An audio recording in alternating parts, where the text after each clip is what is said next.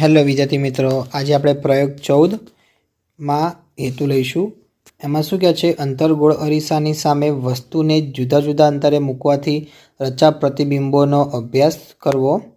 એમાં આપણે સાધનોમાં છે અંતર્ગોળ અરીસો, પડદો, મીણબત્તી। અહીંયા વિદ્યાર્થી મિત્રો આકૃતિ આપેલી છે, તમારે આવીને આવી આકૃતિ અહીંયા સામે દોરી નાખવાની રહેશે। જો મેં અહીંયા દોરેલી છે અંતર્ગોળ અરીસો, મીણબત્તી અને પડદો, તમારે આ રીતે દોરી નાખવાની રહેશે। હવે આપણે પદ્ધતિ લઈશું। એમાં પદ્ધતિમાં પહેલામાં શું કહે છે, અંતર્ગોળ અરીસાને સ્ટેન્ડ પર ગોઠવી તેને ટેબલ પર મૂકો। બીજો મુદ્દો, આશરે 15 સેન્ટીમીટર × 10 સેન્ટીમીટરના માપનો સફેદ કાગળ કાર્ડબોર્ડ શીટ પર ગોઠવો, તે પડદા તરીકે કાર્ય કરશે। ત્રીજો મુદ્દો, અંતર્ગોળ અરીસાની સામે અરીસાથી 20 સેન્ટીમીટર દૂર સળગતી મીણબત્તીને ટેબલ પર ગોઠવો, પડદા પર મીણબત્તીની જ્યોતનું પ્રતિબિંબ મેળવવા પ્રયત્ન કરો। તેને માટે પડદાને આગળ પાછળ ખસેડીને એવા સ્થાને લાવો કે જેથી જ્યોતનું સ્પષ્ટ પ્રતિબિંબ પડદા પર મળે। ચોથો મુદ્દો, હવે મીણબત્તીને અરીસાથી 30 સેન્ટીમીટર, 40 સેન્ટીમીટર, 50 સેન્ટીમીટર અંતરે ગોઠવીને પડદા પર સ્પષ્ટ પ્રતિબિંબ મેળવવા પ્રયત્ન કરો। પાંચમો મુદ્દો, હવે મીણબત્તીને અરીસાની નજીક એવા 10 સેન્ટીમીટર અને 5 સેન્ટીમીટર અંતરે ગોઠવી અરીસામાં દેખાતું પ્રતિબિંબ જુઓ। હવે આપણે અવલોકન લઈશું। એમાં કોષ્ટકમાં શું કહે છે, જુદા જુદા અંતરે મૂકેલ વસ્તુના અંતર્ગોળ અરીસા દ્વારા રચાતા પ્રતિબિંબો। તો કે અરીસાથી વસ્તુનું અંતર આપણને આપેલું છે, તો કે 50 સેન્ટીમીટર, તો કે વસ્તુ કરતાં નાનું કે મોટું, તો કે વસ્તુ કરતાં નાનું। ઉલટું કે ચત્તું, તો કે ઉલટું। વાસ્તવિક કે આભાસી, તો કે વાસ્તવિક। 40 સેન્ટીમીટર, તો કે વસ્તુ કરતાં નાનું કે મોટું, તો કે નાનું। ઉલટું કે ચત્તું, તો કે ઉલટું। વાસ્તવિક કે આભાસી, તો કે વાસ્તવિક આવશે। હવે 30 સેન્ટીમીટર લઈશું। એમાં વસ્તુ કરતાં નાનું કે મોટું, તો કે નાનું। ઉલટું કે ચત્તું, તો કે ઉલટું। વાસ્તવિક કે આભાસી, તો કે વાસ્તવિક। 20 સેન્ટીમીટર લઈશું। એમાં વસ્તુ કરતાં મોટું આવશે। ઉલટું કે ચત્તું, તો કે ઉલટું। વાસ્તવિક કે આભાસી, તો કે વાસ્તવિક। 10 સેન્ટીમીટર, તો કે વસ્તુ કરતાં મોટું। ઉલટું કે ચત્તું, તો કે ચત્તું। વાસ્તવિક કે આભાસી, તો કે આભાસી આવશે। 5 સેન્ટીમીટર લઈશું। તો વસ્તુ કરતાં નાનું કે મોટું, તો કે મોટું। ઉલટું કે ચત્તું, તો કે ચત્તું। વાસ્તવિક કે આભાસી, તો કે આભાસી આવશે। નિર્ણય લઈશું। એમાં કહે છે, અંતર્ગોળ અરીસામાં દૂર મૂકેલી વસ્તુનું પ્રતિબિંબ વાસ્તવિક અને ઉલટું જોવા મળે છે।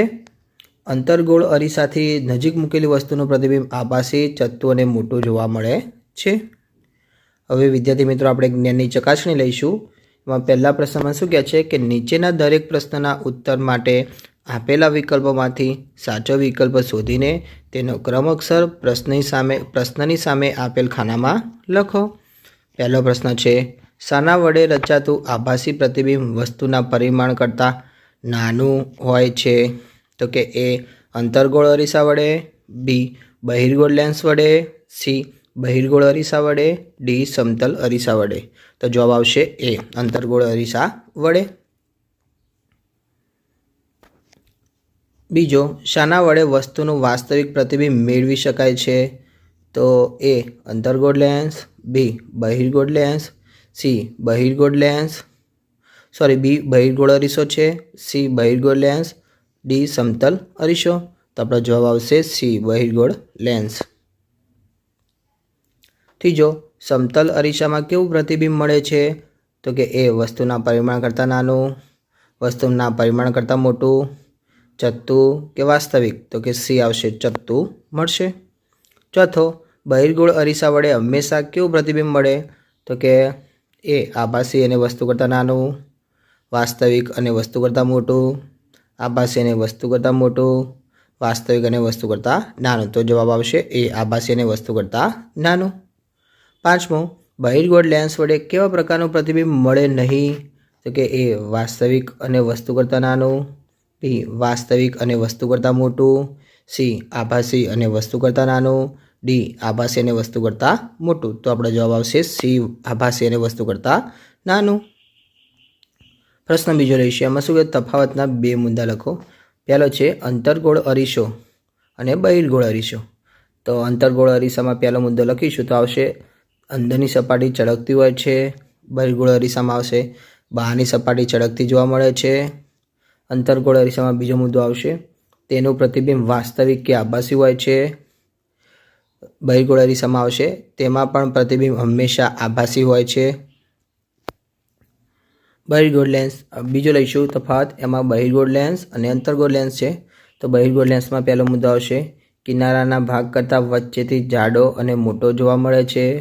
અંતર્ગોળ લેન્સમાં આવશે પહેલો મુદ્દો કિનારાના ભાગ કરતાં વચ્ચેથી પાતળો હોય છે. બહિર્ગોળ લેન્સમાં બીજો મુદ્દો વસ્તુનું પ્રતિબિંબ મોટું મેળવી શકાય છે. અંતર્ગોળમાં આવશે બીજો મુદ્દો વસ્તુ વડે પ્રતિબિંબ મોટું મળે નહીં. વિદ્યાર્થી મિત્રો, તમને મારો વિડીયો ગમ્યો હોય તો ચેનલને લાઇક, શેર અને સબસ્ક્રાઈબ કરવાનું ભૂલતા નહીં.